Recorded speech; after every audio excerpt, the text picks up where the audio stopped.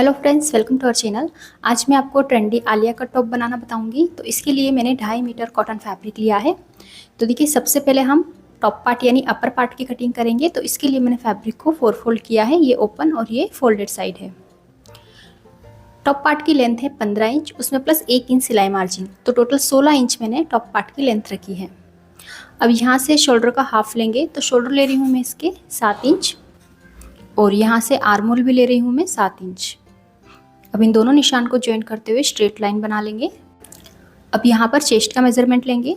जो भी chest size हो उसका चौथा हिस्सा लेना है। तो चेस्ट है इसकी 34 का चौथा हिस्सा हो जाता है 8.5 और प्लस आधा इंच की लूजिंग ऐड करेंगे तो हो जाएगा 9 इंच। तो 9 इंच पे मैंने निशान लगाया। अब यहाँ पर हमें वेस्ट यानी कमर का चौथा हिस्सा लेना है। कमर है इसकी 30, तो 30 का चौथा हिस्सा हो जाता है 7.5 और इसमें भी प्लस हाफ इंच की लूजिंग ऐड कर देंगे तो हो जाएगा 8 इंच। तो 8 इंच पे कमर का निशान लगा दिया। अब इन दोनों निशान को जोड़ देंगे और साइड में एक्स्ट्रा सिलाई मार्जिन ले लेंगे 1.5 इंच। अब यहाँ से आर्म होल का शेप बनाएंगे। तो 1.5 इंच पे एक लाइन बनाएंगे सेंटर में और इस तरह से आर्म होल का शेप बनाएंगे। ये बैक आर्म होल है और हाफ इंच अंदर से फ्रंट आर्म होल बनाएंगे इस तरह। अब नेक की मार्किंग करेंगे। नेक की चौड़ाई रखूंगी मैं 3 इंच और हाफ इंच शोल्डर डाउन करके इसे नेकलाइन के पास जोड़ देंगे। अब देखिए, यहाँ कमर से 1 इंच में निशान लगाएंगे और कमर से हल्की सी गोलाई में शेप देंगे इस तरह। तो मार्किंग हो गई है। अब इसी मार्किंग पे कटिंग करेंगे। तो बैक आर्म होल से स्टार्ट करते हुए इस तरह हम कटिंग कर लेंगे।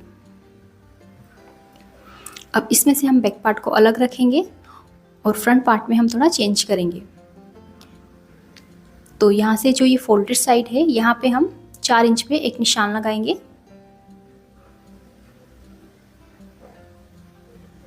और इस निशान को क्रॉस में वेस्ट लाइन के पास जोड़ देंगे और अब इसे क्रॉस में कट कर लेंगे और यहाँ से इसका फ्रंट आर्म होल भी कट कर लेंगे। तो ये हमारा फ्रंट पार्ट रहेगा इस तरह से और ये बैक पार्ट। अब इसका बॉटम पार्ट कट करेंगे। तो बॉटम पार्ट के लिए मैंने फैब्रिक के 2 पीस लिए हैं, एक फ्रंट के लिए है और एक बैक के लिए है। अब बॉटम पार्ट की लेंथ हमें कितनी रखनी है? जो भी हमारे टॉप की फुल लेंथ हो उसमें से हमें टॉप पार्ट यानी अपर पार्ट को अलग करना है और फिर जो लेंथ बचे उसमें प्लस 2 इंच सिलाई मार्जिन ऐड कर देना है। जैसे मेरे टॉप की फुल लेंथ है 26 इंच। अब 26 में से 15 इंच कम किया अपर पार्ट के लिए तो बचा 11 इंच और 11 में प्लस 2 इंच एक्स्ट्रा सिलाई मार्जिन ऐड कर लिया तो हो गया 13 इंच। तो इस तरह 13 इंच मैंने बॉटम पार्ट की लेंथ रखी है बैक के लिए।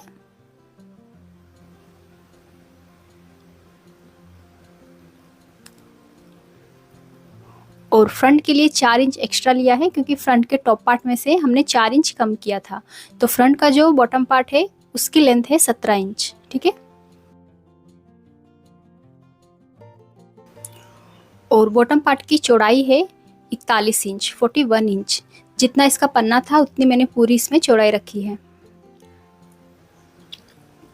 अब इसमें से हम बैक पार्ट को अलग रखेंगे और फ्रंट पार्ट को फिर से फोल्ड कर लेंगे।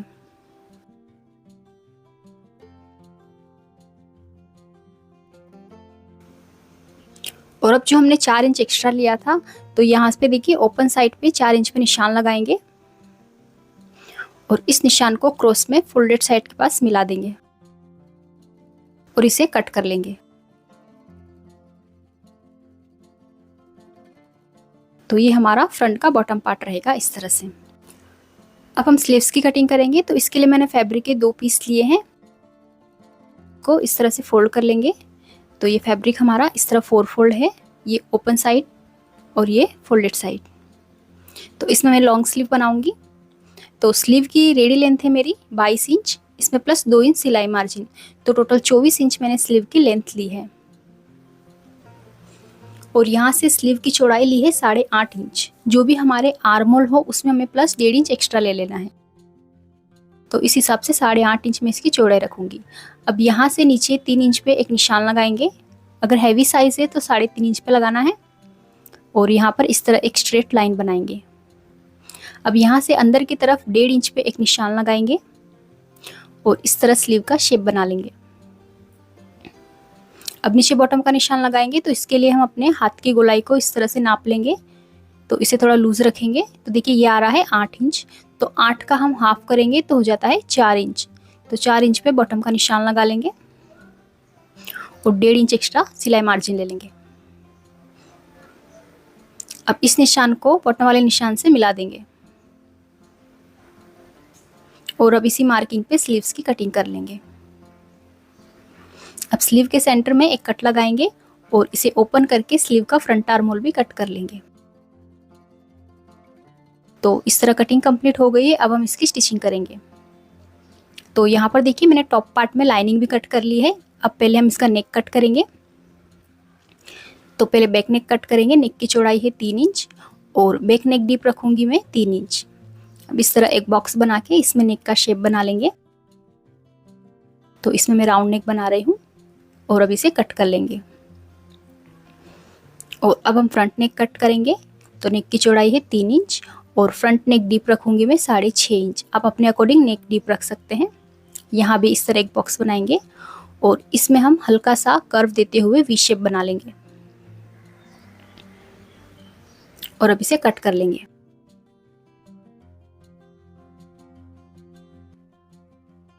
अब हम लाइनिंग लेंगे और लाइनिंग के ऊपर मेन फैब्रिक को रखेंगे और अच्छे से बराबर मिला के सेट कर लेंगे और इसी शेप में नेक को स्टिच कर लेंगे।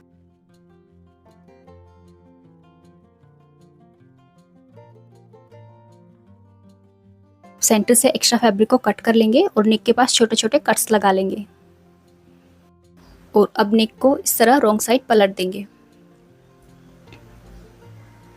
और अच्छे से इसे प्रेस करके एक्स्ट्रा फैब्रिक को कट कर देंगे। तो देखिए मैंने एक्स्ट्रा फैब्रिक को कट कर दिया है और सेम इसी तरह से हमें बैक नेक भी रेडी करना है। तो देखिए बैक साइड पे मैंने राउंड नेक रेडी कर लिया है। अब हम दोनों पार्ट को मिला के फिनिशिंग से शोल्डर जॉइंट करेंगे। तो दोनों शोल्डर को बराबर मिला लेंगे इस तरह और दोनों की लाइनिंग और मेन फैब्रिक को इस तरह से बराबर मिलाएंगे। तो नेक को बराबर सेंटर से मिलाएंगे इस तरह से और दोनों पार्ट को बराबर मिला के शोल्डर से सीधा स्टिच कर लेंगे।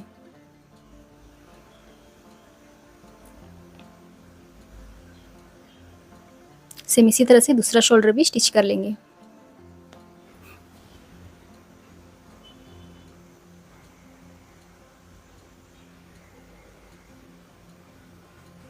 और अब इसे सीधा करेंगे।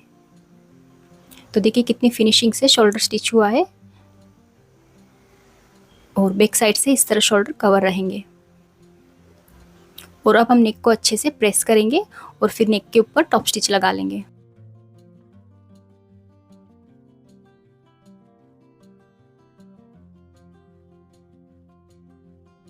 तो देखिए मैंने नेक पर टॉप स्टिच लगा ली है और नीचे से और साइड से भी स्टिच कर लिया है और देखिए रॉन्ग साइड से भी कितनी अच्छी फिनिशिंग आई है।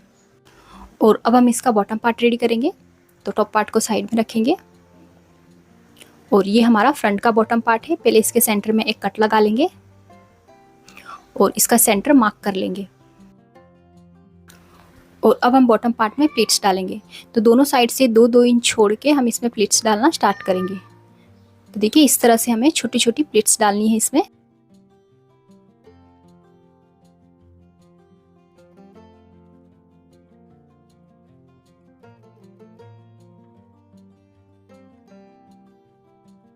तो इस तरह प्लीट्स डाल के इसे टॉप पार्ट के बराबर कर लेना है। आप चाहे तो इसमें गैदरिंग भी डाल सकते हैं या इस तरह छोटी छोटी प्लीट्स भी बना सकते हैं।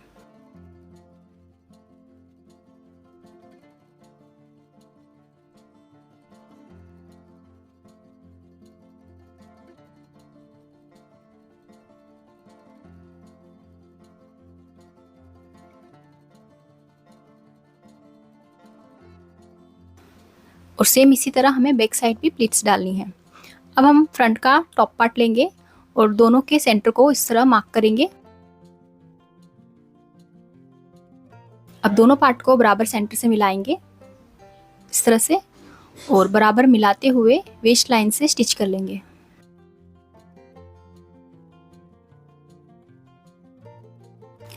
तो देखिए मैंने वेस्ट लाइन से इसे स्टिच कर लिया है और ये इस तरह से फ्रंट पार्ट दिखेगा।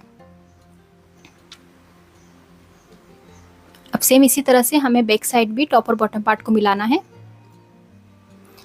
तो बैक साइड भी हम बॉटम पार्ट को रखेंगे और वेस्ट लाइन से बराबर मिलाते हुए सीधा स्टिच कर लेंगे। देखिए मैंने बैक साइड से भी स्टिच कर लिया है और अब हम इसकी स्लीव्स जॉइन करेंगे। तो स्लीव्स की बॉटम को मैंने डबल फोल्ड करके स्टिच कर लिया है और अब स्लीव के और टॉप के फ्रंट आर्म होल को मैच करते हुए स्लीव को हम इस तरह टॉप पर रखेंगे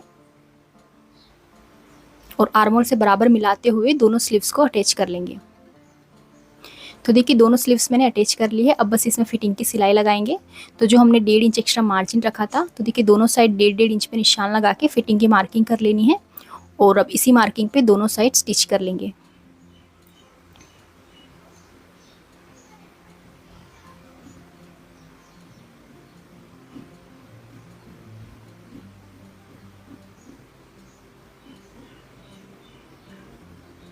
दोनों साइड स्टिच करने के बाद बॉटम से भी इसे इस तरह से डबल फोल्ड करके पूरे बॉटम राउंड को स्टिच कर लेंगे।